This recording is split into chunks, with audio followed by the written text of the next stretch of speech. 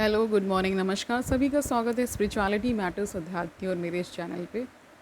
I hope सब अच्छा कर रहे होंगे अपनी लाइफ को एंजॉय कर रहे होंगे, गीता सत्र का आनंद ले रहे होंगे और इस गीता ज्ञान से बहुत कुछ सीख रहे होंगे।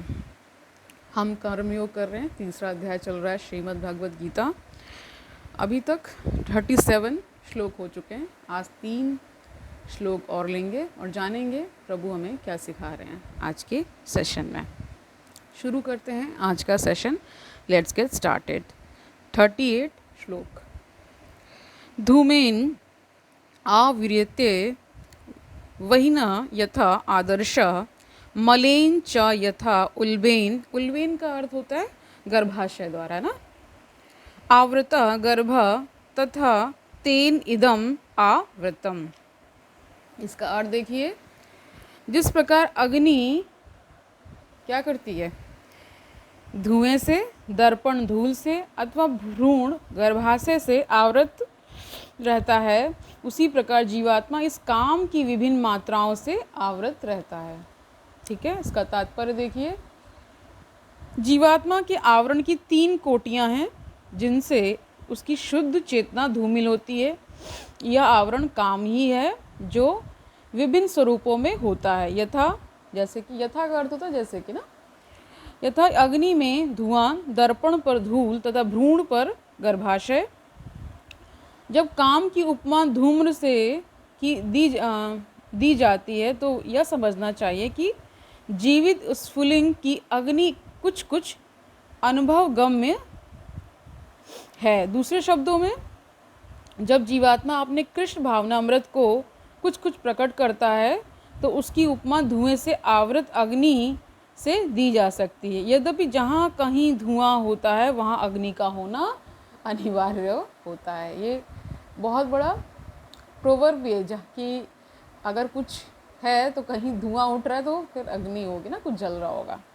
ठीक है, किंतु प्रारंभिक अवस्था में अग्नि की प्रत्यक्ष अभिव्यक्ति नहीं होती। यह अवस्था कृष्ण भावनामृत के शुभारंभ जैसी है। दर्पण कर धूल का उदाहरण मन रूपी दर्पण को अनेकानेक आध्यात्मिक विधियों से स्वच्छ करने की प्रक्रिया के समान है ना। इसकी सर्वश्रेष्ठ विधि है भगवान के पवित्र नाम का संकीर्तन, मतलब भगवान का नाम जपना, उनका संकीर्तन करना। गर्भाशय द्वारा आवृत भ्रूण का दृष्टांत असहाय अवस्था में दिया गया है, क्योंकि गर्भ स्थित शिशु इधर उधर हिलने के लिए भी स्वतंत्र नहीं होता। जीवन की यह अवस्था वृक्षों के समान है। वृक्ष भी जीवात्माएं हैं। देखिए, यहाँ वृक्ष को भी जीवात्मा बोला गया है, किंतु उनमें काम की प्रबलता को देखते हुए उन्हें ऐसी योनि मिली है कि वे प्रायः चेतना शून्य होते हैं। धूमिल दर्पण पशु पक्षियों के समान है और धूम्र से आवृत अग्नि मनुष्य के समान है। मनुष्य के रूप में जीवात्मा में थोड़ा बहुत कृष्ण भावनामृत का उदय होता है और यदि वह और प्रगति करता है तो आध्यात्मिक जीवन की अग्नि मनुष्य जीवन में प्रज्वलित हो सकती है। यदि अग्नि के धुएं को ठीक से नियंत्रित किया जाए तो अग्नि जल सकती है ना। अतः यह मनुष्य जीवन जीवात्मा के लिए एक सुअवसर है जिससे वह संसार के बंधन से छूट सकता है। देखिए, ये केवल मनुष्य योनि में ही पॉसिबल है कि हम प्रयत्न कर सकते हैं किसके लिए, मोक्ष के लिए। अन्य योनि में ये पॉसिबल ही नहीं है। ठीक है, इसीलिए मनुष्य जन्म को बहुत ही दुर्लभ बताया गया है। शास्त्रों में और विभिन्न ग्रंथों में इसकी महिमा गाई गई है कि अगर मुक्त होना होता है तो क्या करना, तो मनुष्य योनि में ही जन्म लेना पड़ता है, तभी आप मुक्त हो सकते हैं। भगवान का भजन मनन चिंतन कर सकते हैं, उनका नाम ले सकते हैं ना। कलयुग के लिए कहा गया है कि नाम लेने से ही आप भवसागर से पार हो जाएंगे, इस संसार से पार हो जाएंगे। तो इसीलिए इसकी महिमा है ना। मनुष्य जीवन में काम रूपी शत्रु को योग निर्देशन में कृष्ण भावनामृत के अनुशीलन द्वारा जीता जा सकता है। यानी ऐसा नहीं है कि काम को जीता नहीं जा सकता है, बहुत सारे लोगों ने किया भी है। ठीक है, 39 देखिए।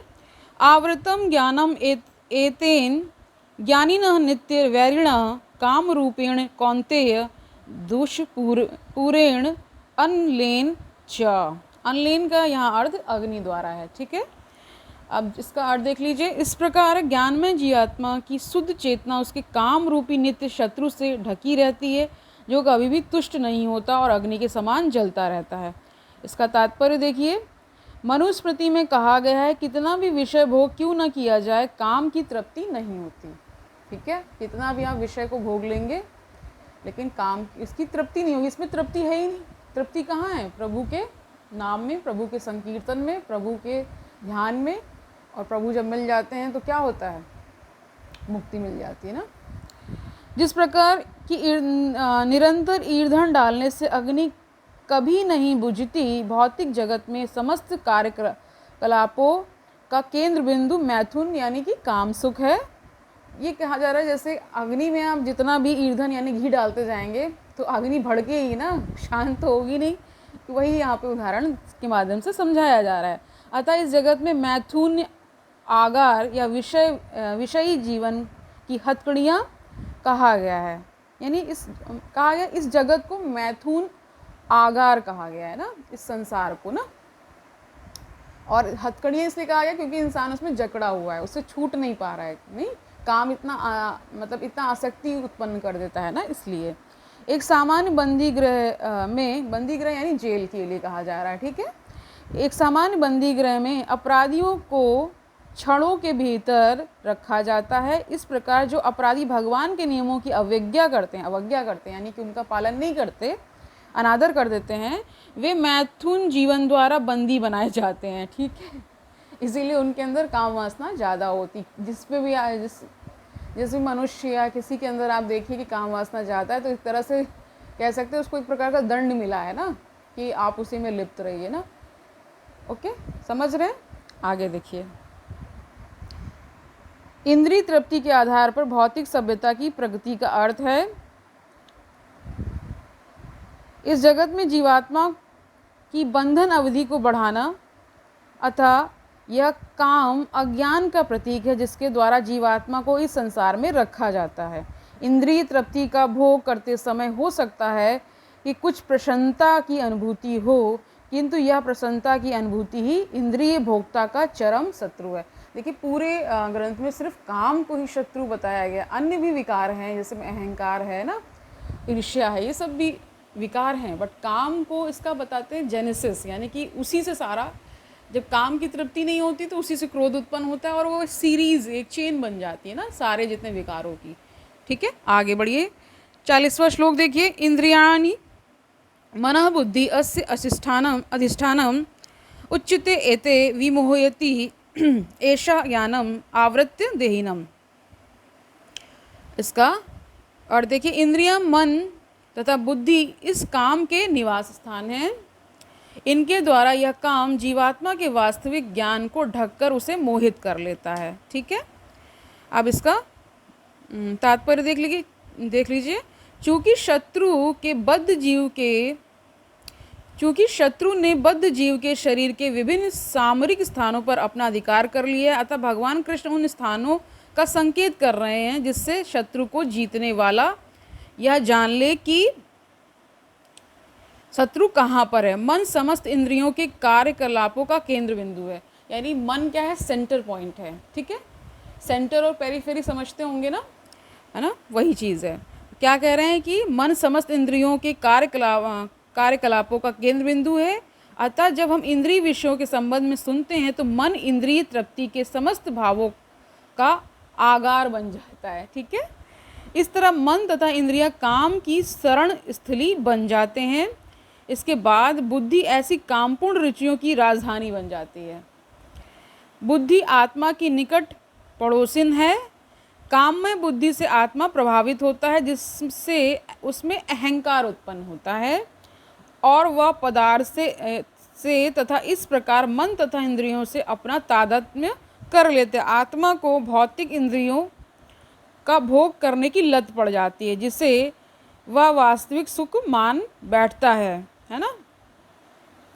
जो मनुष्य इस त्रिधातु निर्मित शरीर को आत्मस्वरूप जान बैठता है, जो देह के विकारों को स्वजन समझता है, जो जन्मभूमि को पूज्य मानता है और जो तीर्थ स्थलों की यात्रा दिव्य ज्ञान वाले पुरुष से भेंट करने के लिए नहीं अपितु स्नान करने के लिए करता है, उसे गधा या बैल के समान समझना चाहिए। ठीक है, इस तरह उन्होंने एक तरह से दृष्टांत के माध्यम से समझाया है कि अगर आपके अंदर वो प्रवृत्ति ज़्यादा है तो आप में और पशु में ज़्यादा अंतर है नहीं, यही प्रभु समझा रहे हैं। ठीक है, कल ये चैप्टर कंप्लीट हो जाएगा ना, 3 श्लोक और बाकी हैं और फिर ये चैप्टर कंप्लीट हो जाएगा और फिर हम चौथे अध्याय में प्रवेश कर जाएंगे जिसका शीर्षक है दिव्य ज्ञान।